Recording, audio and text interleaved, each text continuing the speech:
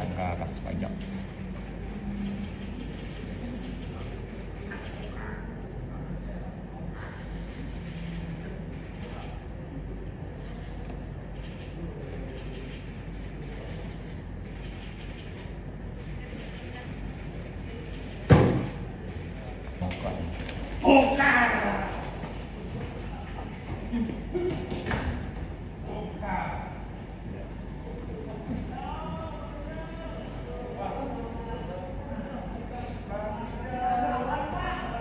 Ya, sampaikan lawan Pak. Pak, sampaikan untuk Pak Purbaya nggak? Kita aja Bang ini. Pak, komentar untuk Pak Purbaya ada nggak Pak? Pak, jangan tutupin caling giginya Pak. Ada yang mau disampaikan nggak Pak? Mana Pak? Ada yang disampaikan Pak? Pak sering berkomunikasi dengan Pak Johan ya? Pak sering atur-atur jual beli kita terkait. Pak, belok Pak, ini mau naik odong-odong. Belok. Juga tahu dulu. Roasting terus. Pak, mana Pak? Kayak pemeran di JTIK yang belakang. Ada komen nggak Bang? Roasting terus. Ada pesan Pak buat Pak Purbaya nggak Pak? Pak.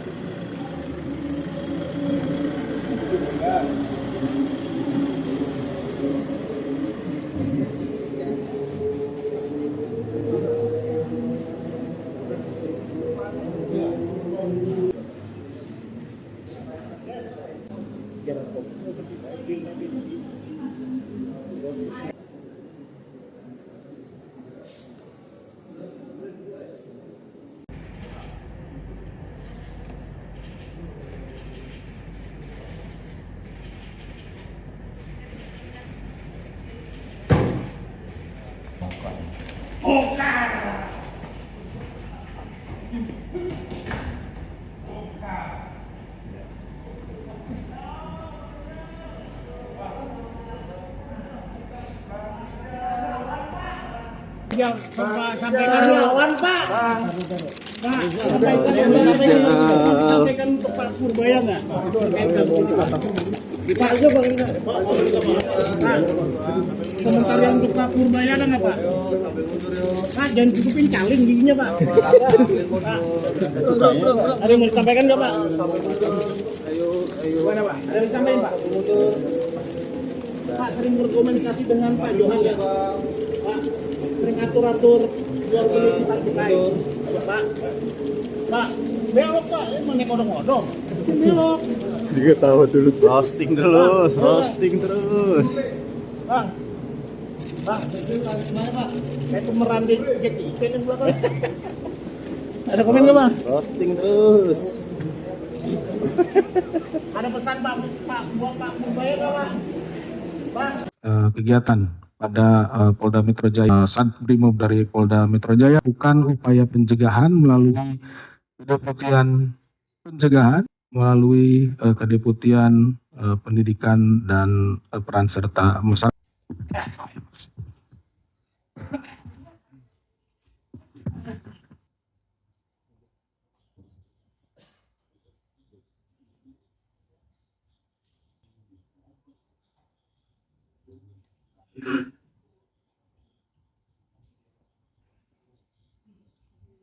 Ini masih di apartemen yang sama untuk tower yang berbeda.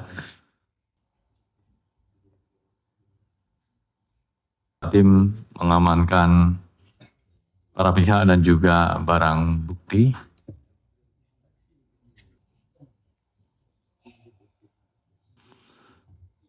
Cukup, teman-teman?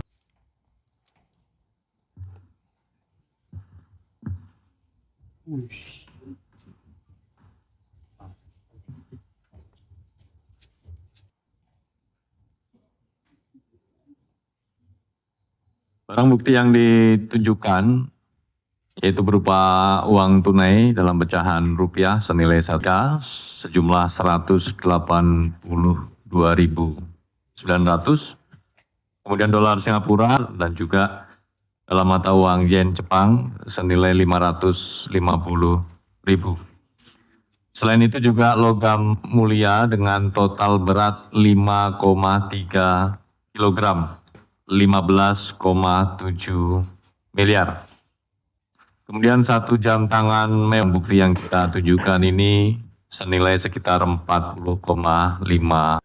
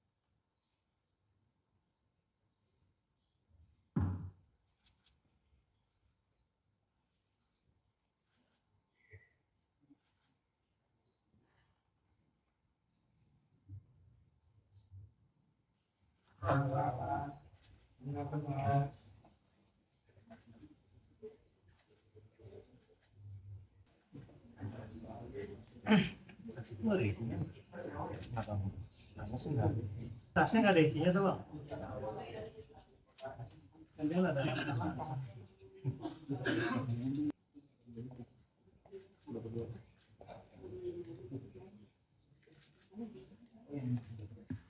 Cukup teman-teman? Cukup baik, terima kasih.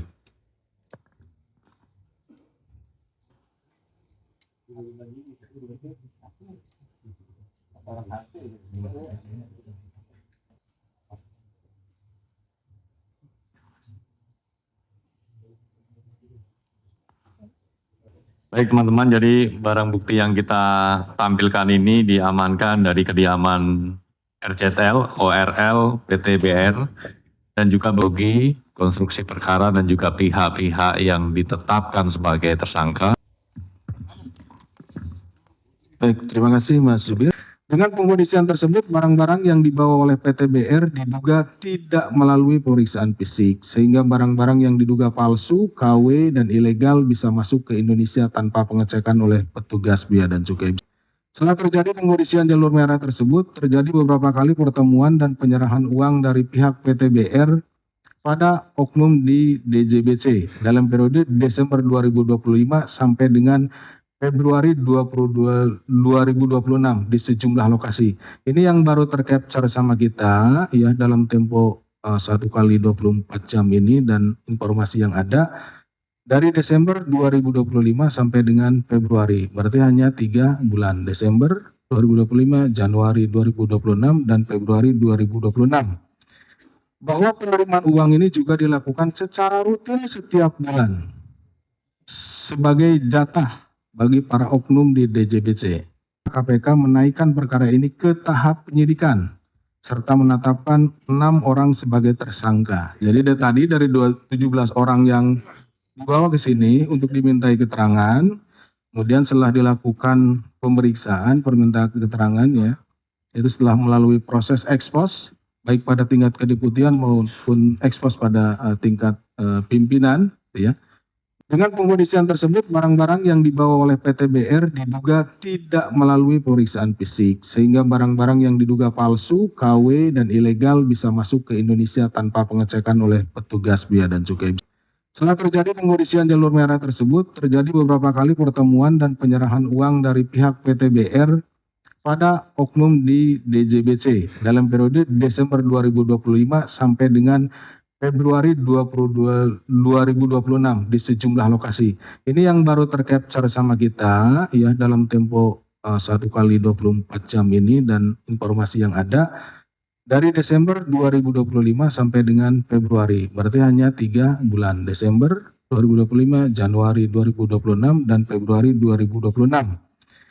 Bahwa penerimaan uang ini juga dilakukan secara rutin setiap bulan sebagai jatah bagi para oknum di DJBC.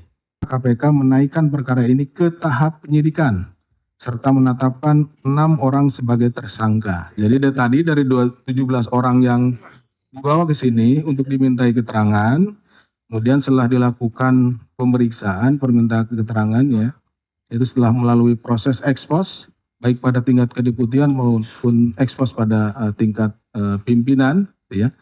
Ini dengan memperhatikan kecukupan alat bukti, maka ditetapkan 6 orang sebagai tersangka, yaitu Saudara RZL, Direktur Penindakan dan Penyidikan Direktorat Jenderal Bea dan Cukai periode 2024-2026. Saudara SIS, selaku Kepala Subdirektorat Intelijen Penindakan dan Penyidikan Direktorat Jenderal Bea dan Cukai. Saudara ORL, selaku Kepala Seksi Intelijen Direktorat Jenderal Bea dan Cukai. Ini dari pihak DJBC-nya. Kemudian dari pihak PTBR-nya, dari swastanya. Saudara JF, selaku pemilik PTBR. Kemudian Saudara AND, selaku Ketua Tim Dokumen Importasi PTBR. Dan Saudara DK, selaku Manajer Operasional PTBR. KPK selanjutnya melakukan penahanan terhadap 5 tersangka untuk 20 hari pertama sejak tanggal 5 Februari sampai dengan 24 Februari 2026. Penahanan dilakukan di Rumah Tahanan Negara Rutan Cabang Gedung Merah Putih KPK. Nah, mungkin ada pertanyaan dari rekan-rekan, yang ditetapkan 6, yang ditahan 5. Kemana satu lagi? Kan gitu kan? Ya, satu lagi pada saat kita akan teman-teman di lapangan akan melakukan tangkap tangan, itu Saudara JF melarikan diri. Tim KPK juga mengamankan barang bukti dari kediaman RZL, ORL, dan PTBR serta lokasi lainnya. Ini karena ini ada beberapa lokasi ya, safe house gitu ya, yang diduga terkait dengan tindak pidana ini dengan total 40,5 miliar.